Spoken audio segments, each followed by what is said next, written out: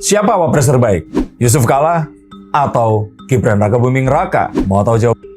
Tonton sampai selesai dan jangan marah ya.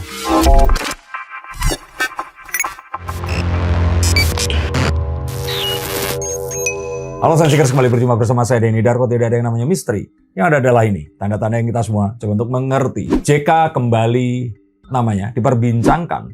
Bahkan tampak ingin menuntut, sudah menuntut Ade Armando dan juga Grace Natali ke meja hijau atas pernyataan yang dianggap mendiskreditkan apa yang disampaikan oleh Yusuf Kalla yang dianggap menistakan agama. Ini sesuatu yang kita harus menunggu apa yang terjadi sebenarnya. Walaupun saya kira ini sejatinya sesuatu yang tidak perlu untuk dibahas lebih jauh. Tapi mengapa Pak JK kemudian turun gelanggang? Dan jika harus dibandingkan antara Pak JK dan Mas Gibran, mana yang lebih baik? Sebenarnya bukan perbandingan ya.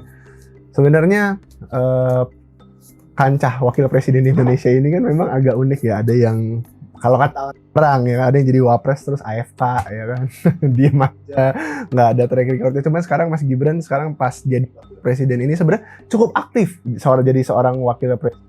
Dan dengan perseteruan dengan ramai Pak JK kemarin, jadi agaknya gimana kalau kita bandingkan antara wakil presiden sekarang Mas Gibran dengan mungkin Pak JK yang jauh lebih senior gitu. Menurut Mas ini seperti apa? Ya, sebelum itu kok langsung dua-duanya. Mengapa Pak Ma'ruf Amin longkap ya, kalau istilahnya orang Sunda atau orang Betawi juga sama ya, dilompatin itu. Karena ya sekarang ini yang sedang dipertentangkan adalah mereka berdua. Tapi kembali lagi, ada satu fakta yang sebenarnya sangat menyakitkan di sini. Yang pertama adalah, satu, siapa yang lebih baik? Itu tergantung dari siapa yang menyukainya. Kalau yang menyukai Mas Gibran, apapun yang terjadi, Gibran akan dianggap lebih baik. Nah, kalau yang ternyata menyukai Pak JK, ya Pak JK akan selalu dianggap lebih baik. Orang berpikir seperti itu. Tapi pada nyatanya ada hal. Kita kan berpikirnya tadi kan kalau seandainya postur ya. Karena kalau sudah suka, udah apapun alasannya pasti akan dibilang baik. Tapi pada kenyataannya sebenarnya nggak ada yang suka sama Pak JK. Juga nggak ada yang suka sama Mas Gibran. Sebenarnya tuh nggak ada yang mendukung Pak JK dan mendukung Mas Gibran. Tapi yang ada adalah pendukung Pak Jokowi dan pembenci Pak Jokowi. Nah, baru sadar kan? Ternyata iya, kalau kita bilang yang ngefans sama JK itu mungkin sangat sedikit. Karena kita tahu mungkin saja kalau kalian semua nggak berasal dari Makassar, atau kalian mungkin bukan dari HMI, atau kalian bukan orang-orang yang memang memiliki roots benang merah bersama dengan Pak JK. Maka Pak JK ya biasa-biasa aja. Saya pun juga ya biasa-biasa saja mengagumi beliau sebagai seorang saudagar yang sangat kaya dan juga sukses di Indonesia Timur, tapi terus nggak membuat kalau menjadi seorang wakil presiden, saya mengagumi beliau dan pasti akan selalu memilih beliau. Nggak ada seperti itu. Pun saya kira demikian dengan orang-orang yang saat ini mendukung Pak JK untuk berusaha memenjarakan Ade Armando dan Grace Natali. Mereka yang mendukung Pak JK ini lebih banyak adalah orang-orang yang tidak menyukai Pak Jokowi. Dan orang yang mendukung Mas Gibran ini, coba saya tebak dan saya yakin sekali, kalian mungkin nggak terlalu banyak tahu tentang Mas Gibran. Mungkin kalian juga nggak pernah tahu seri Gundam apa yang disukai oleh Mas Gibran. Dan kalian juga nggak pernah tahu Mas Gibran ini suka anime apa lainnya. Maka sejatinya orang-orang yang menyukai Mas Gibran sebenarnya adalah orang-orang yang menyukai Jokowi. Dan semua ini kemudian ditarik kembali adalah tentang Jokowisme itu tadi. Oke, tapi kan sebenarnya jadi menarik kan? Enggak, tapi kalau misal, ya kan kalau kita berbicara tentang dinamika politik seperti itu, ya mungkin ada juga beberapa golongan yang suka dengan Mas Gibran, besok mungkin bisa nggak suka dengan Mas Gibran. Cuma kalau kita bandingkan di arus politik sekarang ini, kan terlalu dinamis, Mas Denny. Apakah di kemudian hari bisa aja, maksudnya kayak dengan disukai ini nggak menjadi takaran dia mungkin wapres terbaik kah, atau presiden terbaik kah? Kalau ya wapres terbaik jelas JK dong. Karena Pak JK jelas sudah 2 kali jadi wapres.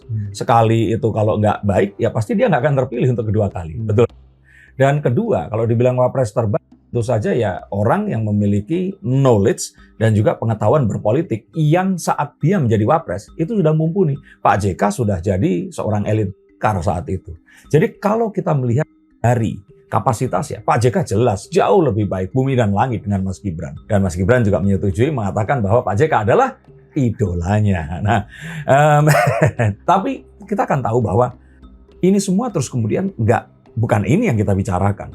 Yang kita bicarakan adalah bagaimana pusaran politik berpusat kepada Pak Jokowi. Inilah yang membuat sekarang itu orang berkumpul di kubu Pak JK dan di kubu Mas Gibran.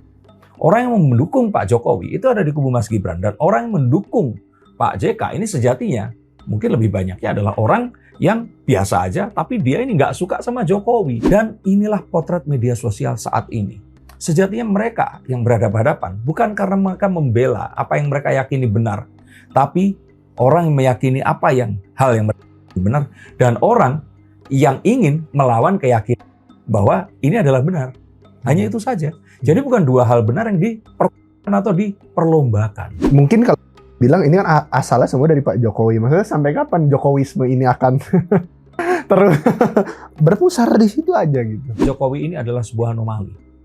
Satu kejadian yang pernah terjadi dalam sejarah kepemimpinan Republik Indonesia. Boleh kita bilang di seluruh dunia. Seseorang proletar yang asal-usulnya dari rakyat jelata, kemudian menjadi seseorang nomor 1 di sebuah negara dengan penduduk yang ini nomor 5 atau nomor 4 ya, terbanyak banyak di dunia. Dan ini sangat luar biasa, bukan seseorang yang memiliki latar belakang militerisme, politik yang moncer.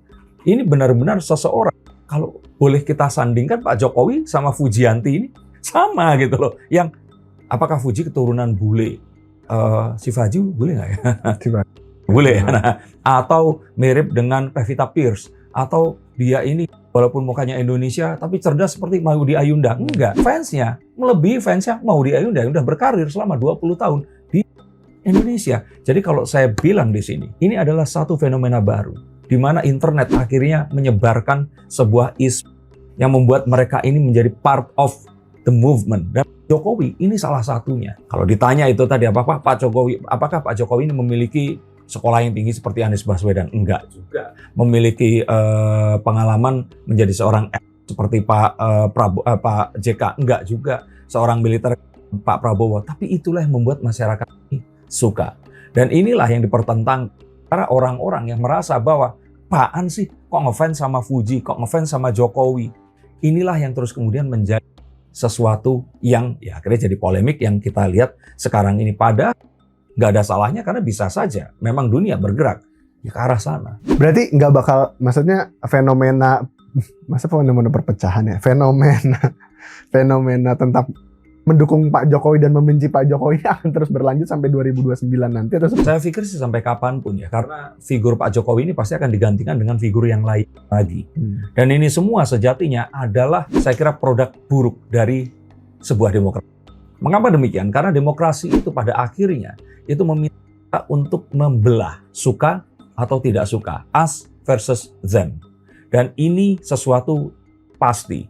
Sama seperti saat demokrasi ini ada di Yunani, di tempat di mana demokrasi dilahirkan itu tadi. Maka ini semua sebenarnya adalah sebuah proses penyederhanaan pilihan. Sayangnya saat pilihan ini kemudian ditarik ke dua kutub yang berbeda, disinilah pertentangan itu hadir. Sama seperti saat saya ceritakan kalau dulu SMA ada sebuah pelajaran namanya debat. Nah kita disuruh ada di paling ujung dan ujung yang lainnya, dipertentangkan dan saling menafikan atau menegasikan gagasan orang yang lain. Tapi sekarang bahkan lebih parah lagi, satu gagasan dipertentangkan, dicari pronya dan dicari kontranya.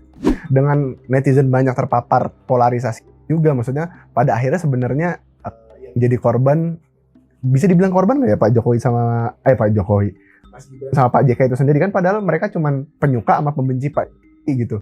Nah ini gimana pada akhirnya gitu? Nah inilah yang jadi di industri ini. Mereka berdua saya bilang korban ya enggak, karena mereka berdua sudah menikmati apapun yang mereka sudah dapatkan, tapi masyarakat yang jadi korban. Dan celakanya mereka berdua mungkin nggak bermaksud. Pak JK dengan baiknya, Mas Gibran dengan maksud baiknya, tetapi apapun yang ada di tengahnya ini yang merasa bahwa mereka ini memperjuangkan sesuatu yang sama dan merasa bahwa harus menghancurkan orang yang lainnya. Disinilah letak yang membuat semuanya ini jadi porak-poranda. Kebayang seorang Pak Amin Rais di kontennya yang depannya itu, kalau saya tidak salah menilai dari covernya, harusnya di setiap kontennya ada Al-Quran di depannya. Dan semua yang dikatakannya itu based on katanya. Mas, tapi sempat ada beberapa bahas konten tentang Wapres ini biar sekalian aja. Mungkin ini pertanyaan terakhir juga. Ada juga yang bilang bahwasanya kalau Mas Gibran dibilang jelek ya kan, banyak juga yang benci Pak Jokowi dan pada akhirnya bilang kayak, oh Mas Gibran mah jadi jeleknya karena mungkin di saat beliau bekerja tuh, oh apa-apa disorot. Salah Mas Gibran. Nggak disorot, oh Mas Gibran nggak kerja gitu. Nah, pada akhirnya tolak ukur apa yang membuat sosok Wapres Indonesia ini menjadi, oh ya segini nih udah ideal nih, oke lah gitu. Saya pikir ya ini sesuatu yang kita kembali tolak ukur kita lihat dari siapa pengukurnya. Dia apa yang dipergunakan untuk mengukur. Kalau pengukurnya adalah Gen Z dan milenial, dan soon to be ini kan Gen Alpha akan ikutan nih di peperangan kita ini tadi. Piramidanya adalah media sosial. Maka harus tahu bahwa ya Mas Gibran di sini harus memoles citranya di media sosial ini tadi. Apa yang disukai oleh mereka ya sesuatu yang related dengan apa yang diinginkan oleh anak-anak muda ini tadi. Tapi sayangnya Mas Gibran nggak boleh kemajon. Mas Gibran ini nggak boleh terlalu bukan jati dirinya karena saat ini memang panggungnya Pak Prabowo. Maka sejatinya bukan sudah cukup dengan apa yang kita lihat sekarang ini tadi.